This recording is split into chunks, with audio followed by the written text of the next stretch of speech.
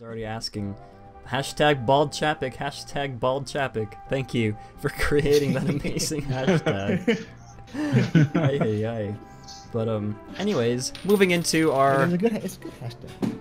it's a very good hashtag. Moving into our, I guess, first and only topic. This is the only topic Alex and I planned for this episode. Let's see, I need to, there we go. There is an update regarding wages at the Disneyland Resort. I know it was kind of controversial for us to talk about it a couple weeks back. Got a lot of mixed reviews on the video that we put out. But there is a kind of major update, Alex, since you're the aficionado, I guess I should say, about all things Disney work related. Why don't you go ahead and relay the news to the people? Right. Well, let's see. I have the article here, so that way I can get my numbers right. So,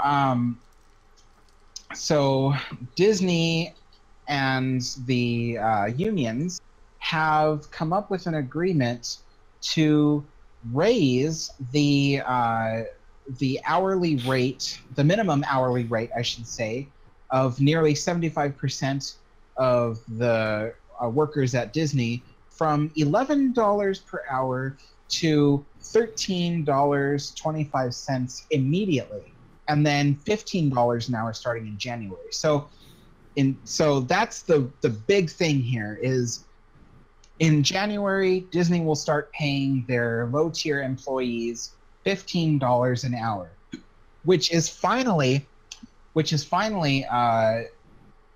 very close to the living wage of Southern California, something that people can actually be close to living off of. Again, the living wage in Southern California is really more like $18 an hour at the moment. But nevertheless, $15 an hour is really good.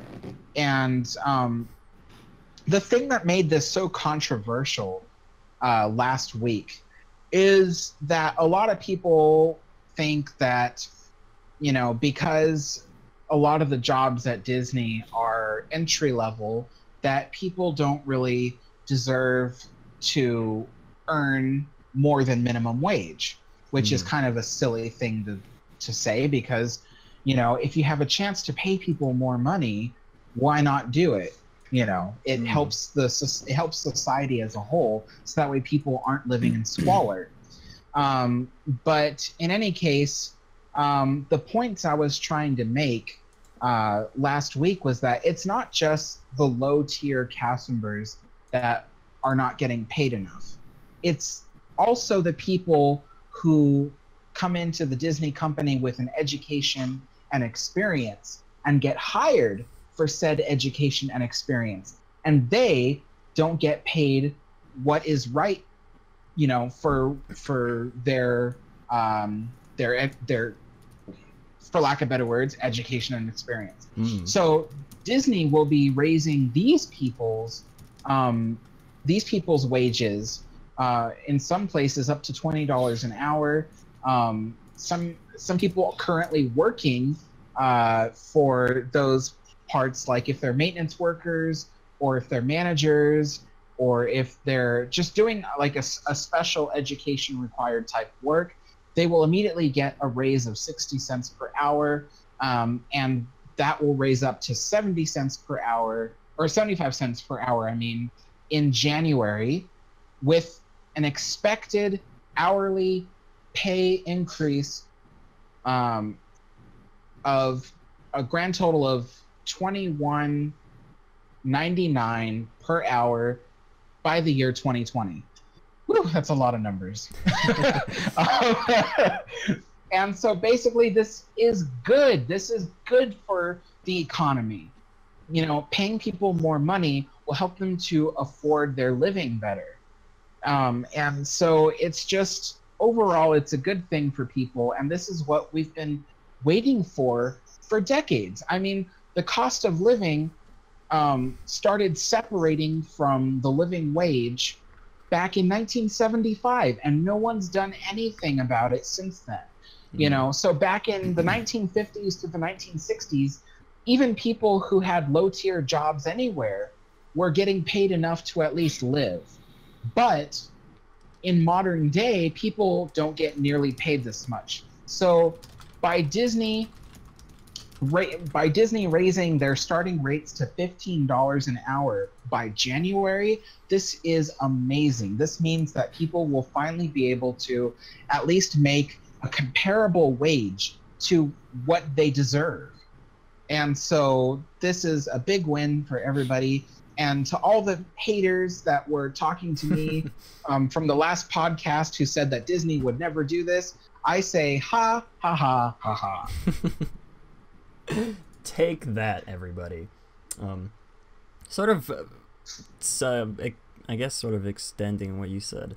When I applied for PhotoPass photographer a few months ago, I was reading online about how that kind of stuff worked, you know, what experience you'd need to be a PhotoPass photographer. Because as you guys know, I'm a big photography nerd. I like to take pictures. I like to record videos, all that stuff. If you guys haven't seen any of my photography stuff, go follow me on Instagram at matterhorn.mat. Shameless plug. But I did find online, or someone told me, that Disney prioritizes people who have no idea like how cameras work, all that kind of stuff, over people who have experience. And I found that I don't know if that's true or not, but I took it as truth, but I'm sure it's probably true. But I found that kind of weird. Why would Disney hire someone who doesn't know anything about photography, doesn't know how to work a camera, compared to someone like, I don't want to say someone like me, but compared to someone who knows how to like run a camera, like run manual settings, all that kind of stuff. And it was kind of weird to me how Disney, like I said, how Disney prioritized that.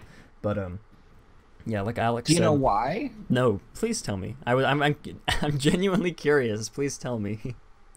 All right, so it is true that Disney would rather hire someone with no experience on cameras rather than someone who does have experience. And the reason is because, and I've heard this from many PhotoPass cast members, Disney requires you to take photographs on settings that don't really make sense. So I think you were actually the one that told me this, now that I think about it, but anyways.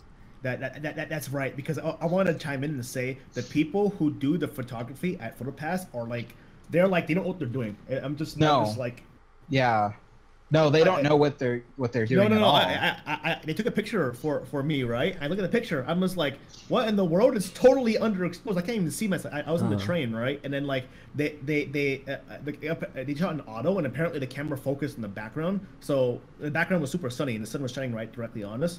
So basically, instead of using the flash to kind of even out the background, he just shot it directly into the sun, and then I was completely in the shadow, and I was like, I couldn't see anything. I was just like, wow, okay, this is great. This is, yeah.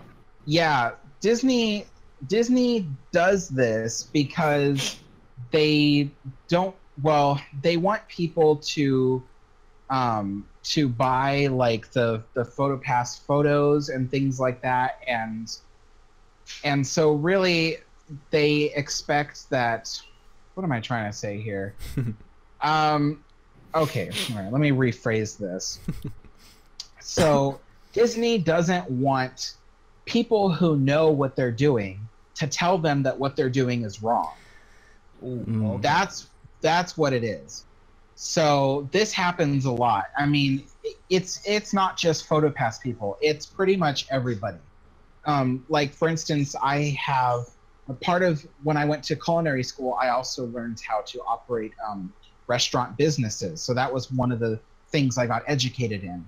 And when I went to Disney and found out that, you know, their most famous restaurant, the Blue Bayou, was being operated like it just opened yesterday by a bunch of amateurs, I was like, why are you doing this? This is not how you operate or run a restaurant. And apparently Disney doesn't like you telling them that. So, so they choose to hire people who have no experience, so that way they have no one to tell them that what they're doing is wrong. That makes a lot of sense, actually. Reason on top of that is that with no experienced people, you can pay them less. With experienced people, they will literally. This is what I learned from playing Planet Coaster. So when you train people, they learn more, and they go, okay, so since I know more, I know how to do things faster. I want you to pay me more. But then if they don't know anything, and they work really slowly, they work kind of stupidly, then boom, they're not going to ask for anything, because like Disney would say, oh, you want more money? Well, you perform, this job you're doing is terrible. You're not doing anything good. And it's just like, it makes sense. It keeps them in their place.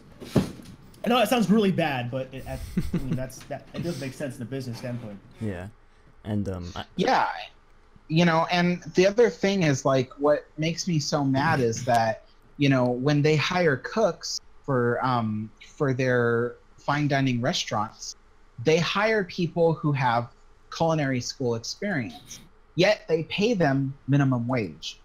So that really made me mad because, you know, really? What? Yeah. Yes. So even though they require you, what are you doing, Matt? So even though they require you to have culinary school education, they don't pay you for that education. They pay you minimum wage. And so that was one of the things that just really ticked me off, because it was like, oh, thanks, you gave me this job, but now you tell me after I got the job that I'm being paid minimum wage. So it's just angering, and people have a right, and this is where people are wrong, okay? If you think that you have no right to request a proper wage from a job, you are incorrect. Everyone has a right to request to be paid the proper wage for their experience and their expertise from a job. Whether or not you are granted that is a whole different thing. But I was gonna say, a lot of people today, they like act like, oh yeah, a company has to give me this job. I'm just like, no, that's not how it works. That's not how it works. It's not how it works. No, you're right. Yeah. The company doesn't have to give you a certain job, but you do have a right to ask for the money that is owed to your experience. And because people don't even try, of course, no one's going to move up in society. Yeah. So it's just, you know. And actually, since those people are in a union, you can it actually gives you power to ask that, because, you know, a lot of people not a lot of people, a couple people who are in higher power who are not in a union, when they ask for a higher wage, they get fired. Like, you know what happened with not Tesla Brooks. Who the heck is Tesla Brooks? The guy who does Tesla, Elon Musk. Like, literally, his secretary, he worked for him for 30 years, literally asked him, oh, can I have a raise? I'm working for 30 years. Guess what he did? Oh, guess what? You're fired. Bye-bye. Really? Because she asked for a wage. Okay, but she's not part of a union because she's a highly paid secretary. Breastletics. Yeah. Shaden said breastletics. But kind of circling back to the photo pass, because that's like my I don't want to say expertise. That's like my experience. I just want to point out, I was in Disneyland last week, as you guys know, or 2 weeks ago, I guess. Well, it was way late at night. The park was maybe like an hour from closing, and I was at the teacups trying to get some long exposure shots of the teacups, and right next to me there were these two photo pass photographers who it looked like they were trying to set up shop to take some people's pictures, and there was this one guy who was like posing for the pictures, and there was this other girl who was like taking the pictures, trying to get all the settings right. And the girl didn't really look like she knew what she was doing. The guy had to keep going back and forth from standing in the shot to see if the lighting was good and going back to help her. And I was there for, I want to say, maybe like 15 or 20 minutes just taking pictures, and they were still going back and forth trying to figure out like the right settings to use. I don't know how this has anything to do with what we were talking about. I just felt like I needed to point that out. And I do want to also say that there are some really talented people who work at the Disney parks. I tweeted actually while I was in the parks. If you're listening to this, Randy did an amazing job taking pictures of my family and I with Pluto, and we were sort of chatting it up because he saw I had a camera, I had a microphone on top, and he said he was a videographer, and he took a really awesome sort of like swooping shot of me standing and posing with Pluto. And I just want to say that there are some people who work in the Disney parks who actually know what they're doing and who actually enjoy what they do. Shout out to Randy. If you're listening to this, hit me up. I'll mail you a Snapple. I don't know, just something to repay you for how awesome you were. But anyways, yeah, that's all. Hey there, Mountaineers. Hope you enjoyed this short excerpt from the recent podcast. And if you did, be sure to check out the full episode. The link will be in the description.